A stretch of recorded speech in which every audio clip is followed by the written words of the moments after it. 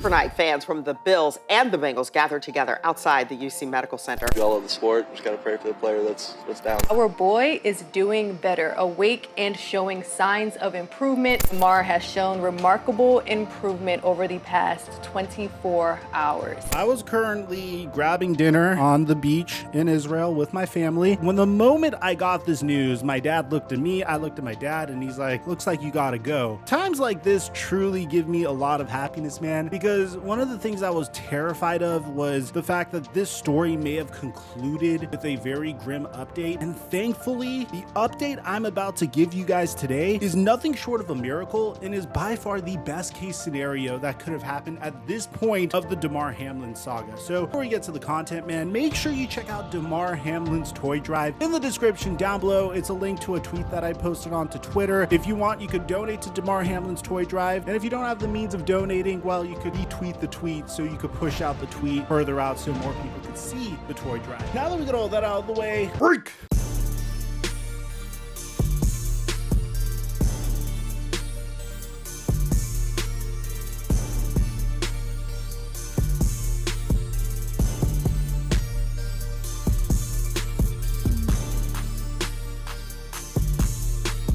Mike check 1212. What's going on, everybody? This has been one of the most difficult stories that I have ever covered in my entire career. The only story that comes even close to this is a story that actually recently got age restricted within the past couple of days that I covered, and that's the Chuck Hughes story that I did, the biggest tragedy in NFL history. And I didn't want to put it out there because it's a lot of negative energy to put this out there, but I was terrified about what the potential conclusion of the Damar Hamlin situation could have been. There was a lot of negativity surrounding this situation as well. I mean, Skip Bayless and Shannon Sharp got into it, and we covered that in its own video. We even brought you guys an update in the last video. People were bullying T. Higgins for delivering the impact to Damar Hamlin that would result in him going into cardiac arrest, which we've mentioned on this channel, man, is a freak incident, and the odds of it happening are so slim, and it had to be a perfect timing type of situation where you strike the young man at a particular point in the cardiac cycle that brings forth what ended up happening. And shout out to Damar Hamlin's family, man, because they went out on a limb and consistently defended T. Higgins, by T. Higgins getting bullied throughout this whole situation. God knows how this has been affecting him mentally. Unfortunately, it seems like we got some truly incredible news about the situation today, and we ought to be very thankful for the care that Damar Hamlin has received and for the NFL community just truly coming together to support this young man. I mean, at the time that I'm recording this, Damar Hamlin's charity has over $7 million in donations, which is just such a heartwarming story. And let me bring you guys this update. So first reported from Damar Hamlin's teammate, Ka'ir Elam, who's a rookie this season, is our boy is doing better. He's awake and he's showing more signs of improvement. Thank you, God. Keep the prayers coming, please. All love 3. So this first bit is significant. Damar Hamlin is awake a few days after the horrible incident that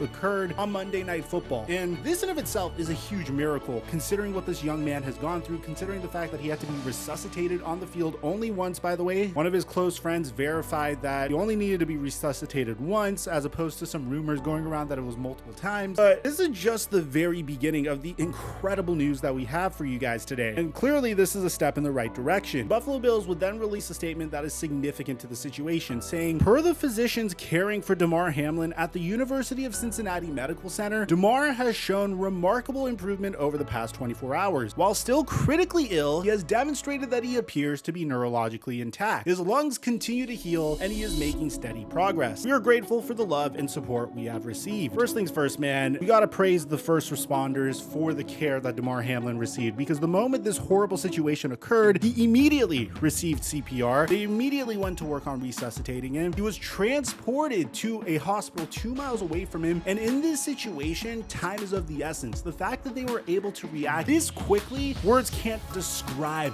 my gratitude towards the first responders and the medical professionals for doing a superb job in ensuring that Damar Hamlin has a fighting chance in this instance. The fact that he is neurologically intact is very significant as well. For those of you guys that don't know, and for some reason people were offended at the language that was used in this one particular tweet, neurologically intact means that he is showing cognitive function. He is showing motor skills. He is showing that, for lack of a better fair way of saying it, his brain appears to be working. So I didn't want to put this out there. There were concerns from my behalf that I kept to myself when the news first came out, that even if he does retain his life, God knows how he's going to behave. God knows if he's going to be the same person again. So the fact that he has motor skills, the fact that we're going to bring you guys an incredible update in just a sec, the fact that he has an ability to do specific things right now just is a miracle. And we should be so appreciative of this all happening. To give you an idea of how close of a call it was, Ian Rappaport gave us an update via Dr. Timothy Pritz of UC Health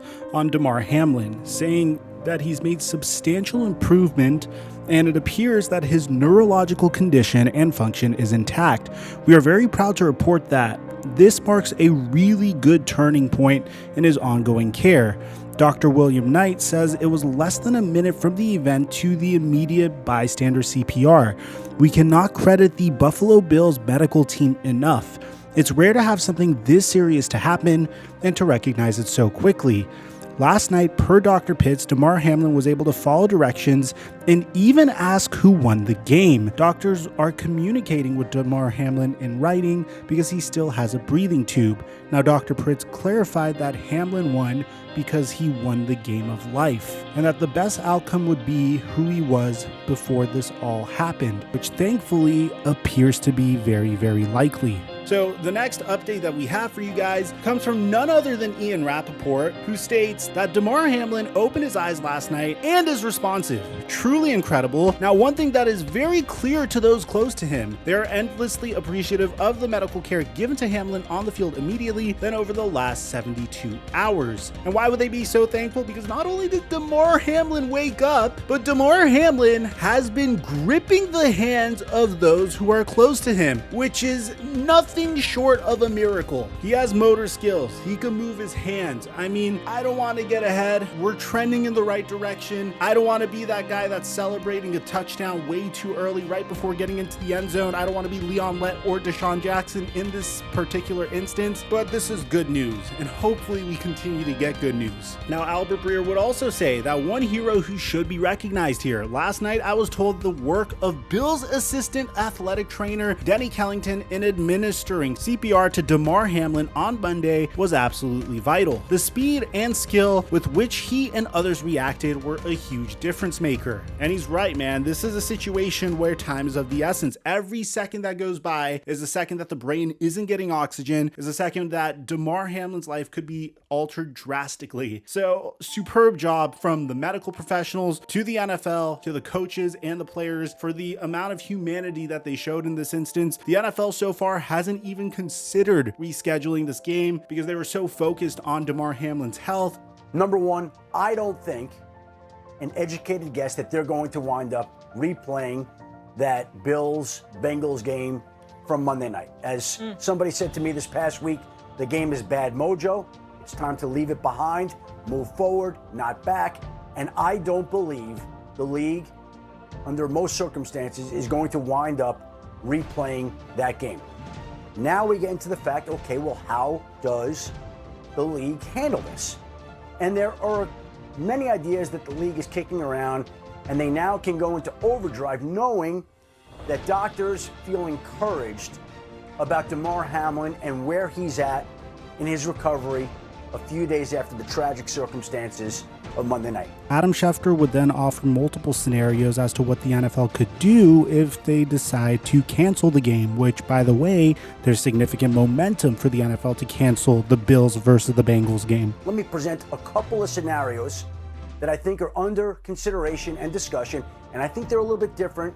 He said you call the Bengals-Bills a tie. The number one seed gets the choice of home field throughout the playoffs or the bye. The number two seed gets whatever isn't chosen. So either a bye or home field advantage. That would be one scenario that I believe the league has talked about. The other one that I think might be even more viable and more discussed and might be the one that the league enacts before Saturday's game is this. If there is an AFC championship game in the end that involves teams that don't have the same amount of games played, where Monday night's non-result factors into who gets home field advantage. Here's what I think the league would do. I think the league would say, we're not going to have any home field advantage this year. We're going to play the conference championship game on a neutral site. And more importantly, man, this was a very, very dark situation for all of us football fans. And just to see us all come together the way that we have been, just to see that we all combined to donate over $7 million and counting to Damar Hamlin's charity, just really makes me proud to be one of the members of this community, makes me very proud to